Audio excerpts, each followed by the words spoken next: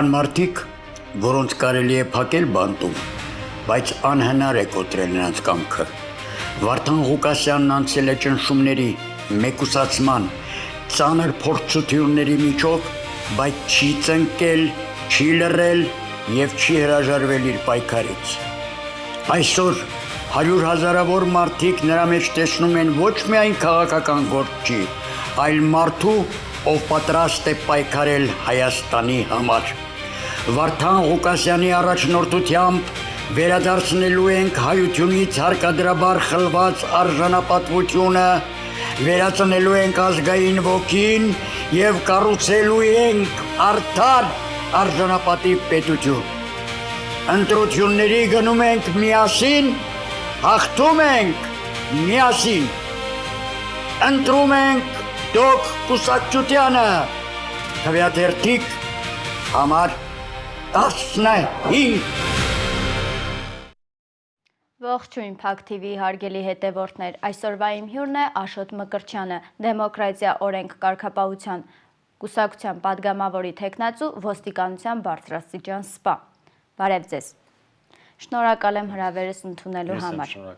Պարոն Մկրտչյան, դուք ոստիկանության բարձրաստիճան սպա գնդապետ եք։ Այսօր արդեն դուք կուսակցության ազգային ժողովի падգամավորի թեկնածու։ Ասացեք խնդրեմ, ով է ձեր վարչապետի թեկնածուն։ Շնորհակալ եմ հրավերի համար, Հարգելյան։ Մեր դոկ կուսակցության վարչապետի թեկնածուն կուսակցության պատվավոր նախագահ Վարդան Ղուկասյանն է, ում առաջնորդությամբ մենք պատրաստվում ենք օրենքի դիկտատուրայով ստեղծել Արևային Հայաստան և կառուցելու ենք Արևային Հայաստան։ Պարոն Մկրտչյան, այսօր հասարակության մի զգալի հատված վստահություն չունի ոստիկանության նկատմամբ։ Ինչ պետք է փոխվի առաջին հերթին։ Ասեմ, ինչ պետք է փոխվի, Հարգելյանն։ Նախ պետք է ոստիկանությունը հեռու պահվի քաղաքականությունից։ Ոստիկանությունը չպետք է լինի քաղաքական, ոստիկանությունը չպետք է ծառայի որևիցե իշխանական ուժի կամ կուսակցության, այլ ոստիկանությունը պետք է ծառայի բացառապես օրենքին և քաղաքացուն։ Ինչը որ մենք այսօր այնքան էլ չենք տեսնում, չէ՞։ Ինչևից է։ Եվ դուք կուսակցությունը նպատակ ունի ձևավորել նոր պրոֆեսիոնալ մասնագետներով, մենք պրոֆեսիոնալ բառը վերցնում ենք միջազգային բառ որպես և մասնագետներով և արժանապատիվ ազգային մտածելակերպով ոստիկանություն ստեղծենք, որտեղ ոստիկանություն այլևս չի օգտագործվի ժողովրդի դեմ։ Եվ առաջին հերթին ոստիկանությունը պետք է լինի ոչ թե ճնշող մարմին գործիք, այլ հակառակը պետք է լինի պաշտպան։ Այդ ոստիկանությունն ենք մենք աշխատում ստեղծել մեր իշխանության գալու դեպքում։ Շատ լավ։ Ինչպես եք պատկերացնում ոստիկանության բարեփոխումները դոկ կուսակցության իշխանության գալու դեպքում։ Մենք առաջարկում ենք համակարգային բարեփոխումներ ոստիկանությունում։ Առաջինը մենք սկսենք կադրային, իհարկե, բարեփոխումներից, որովհետև մենք տեսնում ենք ոստիկանությունում ինչպիսի կադրային քաղաքականություն է։ Մենք հին ոստիկանության ավելի երկարամյա աշխատողներս, ավելի մեծ փորձառություններս տեսնում ենք այսօրվա ոստիկանության ոչ պրոֆեսիոնալիզմը շատ տեղերում։ Եվ պետք է ուրեմն ոստիկանությունը պետք է տանք նաև սոցիալական երաշխիքներ։ Ինչ են ընդգրկում իրեն մեջ այս երաշխիքները։ Պետք է բարձրացվեն ոստիկանների աշխատավարձերը։ Պետք է ապահովեն բնակարանային և բժշկական ծրագրեր։ Եվ դրանց դիմաց պետք է ոստիկանից պահանջվի ավելի պատասխանատու աշխատանք, ավելի բարեխիղճ աշխատանք։ Այո, եւ յուրաքանչյուր ոստիկան պետք է իմանա, եթե ապօրինի հրաման է կատարում, պետք է ժամանակին կանգնի օրենքի պատասխանատվության առաջ։ Ցանկացած ոստիկան, որը կատարում է ապօրինի հրաման, դա անխուսափելի է։ Այսինքն ժողովրդի նկատմամբ, երբ որ ապօրինի հրահանգ կատարի ոստիկանը, օրենքի առաջ ձեր իշխանության օրոք պատասխան են տալու յուրաքանչյուր ոստիկան, որը իհարկե ֆիքսվում է, ամենտեղ կա եւ փաստերը կան, Բոլորը պատասխան են տալու, ոչ մեկ թող չմտածի, որ կարող է խուսափի պատասխանատվությունից։ Այո։ Այսօր հաճախ բարձրաձայնվում է, որ ոստիկանությունը ներգրավում է քաղաքական գործընթացներում։ Ձեր գնահատականը այս։ Դա ամենավտանգավոր երևույթն է, ոստիկանությունը քաղաքականացնել աննա։ Երբ ոստիկանը սկսում է պաշտպանել տվյալ օրվա իշխանությանը, երբ ոստիկանը սկսում է պաշտպանել որևիցե կուսակցությանը, այստեղ արդեն առաջ է գալիս ազգային անվտանգության խնդիր։ Դա մեր իշխանության օրոք բացառվում է։ Եվ դու կուսակցությունը երաշխավորում է, որ ոստիկանությունը քաղաքականությունից դուրս կբերվի։ Այսօր ոստիկանությունը մենք տեսնում ենք քաղաքականացված է, դա ոչ ոք չի կարող հերքել, դա այդպես է։ Եվ պետք է դուրս բերվի ոստիկանությունը քաղաքական դաշտից եւ այդ հաշվեհարդարներից ոստիկանական, այդ ճնշումներից ոստիկանական պետք է զերծ պահի ոստիկանությունը։ Պետք է օրենքը լինի հավասար բոլորի համար։ Օրենքը պետք է լինի հավասար եւ իշխանավորի համար, եւ պաշտոնյայի համար, եւ հասարակ սորական քաղաքացու համար։ Այո, դա մեր մոտեցումն է։ Շատ լավ։ Ինչ եք կարծում, ինչպես պետք է պայքարել հանցավորության աճի դեմ, որովհետև այսօր մենք բոլորս էլ տեսնում ենք, որ գնալով հանցավորության դեպքերի աճ է գրանցվում Հայաստանում։ Այո, հանցավորության դեմ պայքարը շատ կարևոր է եւ ցավալի այսօր ուղղություն է, որ կա այսօրվա ոստիկանությունում։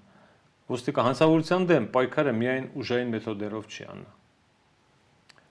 Ոստիկանության դեմ պայքարը, ոստիկանության դեմ ներողություն, հանցավորության դեմ պայքարը ինչից է սկսվում։ Անարդարությունից, կոռուպցիայից, չէ՞։ Սկսվում է անպատժելիությունից նաև եւ անհրաժեշտ է նաև ուժեղացնել օպերատիվ աշխատանքը այդ ուղղությամբ։ Գիտեք ինչ, եւ տեխնիկական հագեցվածությունը եւ օպերատիվ աշխատանքը պետք է ուրեմն սահմանային վերահսկողություն պետք է իրականացվի, բայց գիտեք ինչ, ես մի օրինակ բերեմ, աշխատել եմ սովետական միության տարիներին, այն ժամանակ իհարկե կներեք բարես համար ռուսալեզու բառեր են ասում, ոստիկանության միլիցիայի նաև գլխավոր պայքարներից մեկ հանցավորության դեմ կոչվում է պրոֆիլակտիկա, դա կոչվում է կանխարգելում, հասկանում եք, այսինքն դու հանցագործությունը պետք է կանխարգելես, որպեսզի չծնվի հանցագործություն, որի դեմ դու հետո պետք է պայքարես։ Այդ կանխարգելումը պրոֆիլակտիկան այսօր գոյություն չունի։ Շատ ոստիկաններ, երբ որ հանդիպում ենք եւ զրուցում ենք, մարդիկ ասում են ինչ է նշանակում պրոֆիլակտիկա կամ ասենք կանխարգելում։ Իսկ մենք ժամանակին կանխարգելել ենք եւ պրոֆիլակտիկ միջոցներ ենք իրականացրել։ Դա ամենակարևորն է եւ ժողովուրդը պետք է վստահի ոստիկանությանը։ Եթե ժողովուրդը վստահի ոստիկանությանը, ինքը կդառնա հանցավորության դեմ պայքարում իշխանության ոստիկանության դաշնակիցը։ Միանշանակ։ Ինչպիսի ոստիկան եք ցանկանում տեսնել ապագա Հայաստանում։ Լավ հարցեր։ Ուրեմն իհարկե ոչ միայն ես, այդ բոլորս կցանկանանք տեսնել կրթված ոստիկան, բարեկիրթ ոստիկան, կարգապահ ոստիկան, կցանկանանք տեսնել հայրենասեր ոստիկան, չէ՞։ Ցանկանանք տեսնել ոստիկան, որը կպաշտպանի թոշակառուին, որը կպաշտպանի ուսանողին, որը կպաշտպանի անչափահասին։ Ի վերջո պետությունը կպաշտպանի։ Ի վերջո պետությունը կպաշտպանի, այո, պետականություն եւ պետությունը կպաշտպանի եւ գործարարին կպաշտպանի։ Մի խոսքով, անկախ նրա քաղաքական հայացքներից, ոստիկանությունը կպաշտպանի իր քաղաքացուն, ասենք իր քաղաքացուն։ Որ սա է պատասխանը ինչպիսի ոստիկանի։ Ինչ ուղերձ ունեք այսօրվա ոստիկանության ծառայողներին։ Ոստիկանության ծառայողներին իհարկե ուղերձս այսպիսին է, որ ոստիկանության ծառայողները պետք է հիշեն, որ ուսադիրները դա արտոնություն չէ, առավելություն չէ ուսադիր ունենալը, այլ հակառակը, ուսադիր ունենալը պատիվ է։ Եվ ցանկանամ հիշեցնել ցանկացած ուսադիր կրողին, որ գալու է մի ժամանակ, որ այդ ուսադիրները վայր եք դնելու, դառնալու եք սովորական քաղաքացի։ Եվ այդ ժամանակ դուք քաղելու եք ձեր պտուղները աշխատած տարիների դառը կամ քաղցր։ Ես այսպես կարող եմ ասել այդ բանը, եւ ինչպես նաեւ կարող եմ ասել, որ ժողովուրդը չի մոռանում իհարկե օրենք պաշտպանող ոստիկանին, ինչպես նաեւ ժողովուրդը չի մոռանում իր դեմ կանգնած ոստիկանին եւ իրեն ճնշող ոստիկանին, ժողովուրդը չի մոռանում եւ գալու է ժամանակը, երբ գնահատվելու է դա։ Դուք կուսակցությունը կառուցելու է այնպիսի Հայաստան, որտեղ ոստիկանը ոչ թե կամաչի իր համազգեստից, այլ կհպարտանա։ Ժամանակին, երբ որ էլի հետ գնամ սովետական տարիներ, երբ որ մարդիկ ընդունում են միլիցիայի ծառայություն, ես էլ 1982 թվականից ընդունվել եմ միլիցիայի ծառայություն, հպարտանում ենք համազգեստով։ Մարդիկ շատ ժամանակ ոստիկա միլիցիայի աշխատողը ծառայությունից դուրս համազգեստով էր ման գալիս, որպեսզի հպարտանում էր ինքը այդ համազգեստով ուրախ էր, որ մարդիկ հարգում էին, եւ մարդիկ հարգում էին այդ մարդուն համազգեստով, հարգանք կար։ Ինչ մենք ցանկանում ենք այդ դերերից։ Դե հիմա իմ կարծիքով այդ հարգանքը չկա այսօր, որովհետև ոստիկանությունը ծառայում է ոչ թե պետությանը, ծառայում է ոչ թե քաղաքացուն, այլ ծառայում է մեկ հոգու եւ պաշտպանում է այդ մեկ հոգու շահերը։ Դրա համար էլ իմ կարծիքով այսօր այդ հավատը ու այդ ուժը նրանք քաղաքացիները չեն տեսնում։ Ուժը տեսնում են քաղաքացիները, բայց ճնշող ուժ են տեսնում, պաշտպանության ուժ չեն տեսնում։ Այո, ուժ տեսնում են, ինչի՞ չէ, լավ է տեսնում են իրենց դեմ ուժ են տեսնում, եւ զոհված ազատամարտիկի ծնողն է տեսնում, եւ զինվորի մայրն է ծնողն է տեսնում, եւ սովորական քաղաքացին է տեսնում, եւ քաղաքական գործիչն է տեսնում։ Այսօր ոստիկանը պետք է պաշտպան լինի եւ զոհվածի ծնողին, եւ զինվորի մորը, եւ թոշակառուին, ես ինչպես ասեցի, եւ անչափահասին, բոլորին պետք է իր քաղաքացուն ոստիկանը պաշտպան լինի։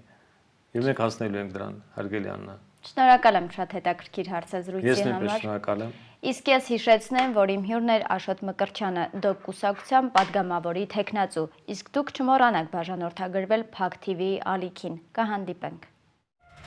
Կան մարդիկ, որոնց կարելի է փակել բանտում, բայց անհնար է կոտրել նրանց կամքը։ Վարդան Ղուկասյանն անցել է ճնշումների, մեկուսացման, ծանր փորձությունների միջով, բայց չի ծնկել, չի լռել եւ չի հրաժարվել իր պայքարից։ Այսօր 100,000-ավոր մարդիկ նրա մեջ տեսնում են ոչ միայն քաղաքական գործի, այլ մարդու, ով պատրաստ է պայքարել Հայաստանի համար։